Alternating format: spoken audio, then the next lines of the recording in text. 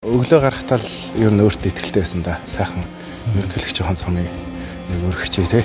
Усаараа бахархаж байгаа тэр мэдрэмж бас их арай өөр баг тийм Тий. ээ. Лавг очрох туганд очиж мөрөхөд л туурга тусгаар ус ямар сайхан юм байдгийг л мэдэрсэн. Цаашдаа энэ ингээд үндэсний бүхий энэ хөгжлийг яг юу гэж харддаг юм бол тий. Залуу хүмүүс мэдээж арай өөрөөр бүх зүйлийг харддаг баг. Би яг бас яг залуу нөө тэгж боддог л да. Яагаад сумаа шиг хөгжүүлж болохгүй гэж тий.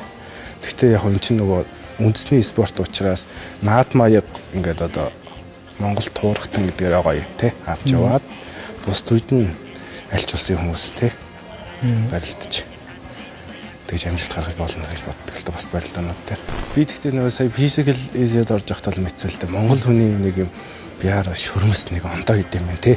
Өөртөө итгэхийн талаар ер нь арслан ямар хөө бодолтой байдаг вэ? Сайн хөдөлмөр л тий. Эзэн нэгэн цагт ямарсан аз ирэх нэр. Тэр үед чи бэлэн байх л ёстой гэж боддог. Одоо Instagram даагч чинь хэд хүрсэн бэ? 460 мянга хүрсэн байна. 460. Одоо ард минь одоо Монгол улсын нэр хүнд тэгээ бас манай мөнгөцний бүх юмаа нэр хүнд явж байгаа гэдээ маш их хичээжсэн л та. Хамгийн ойрын том зорилго ер нь юу вэ? Улсын наадам төрүүлэх мөн үү?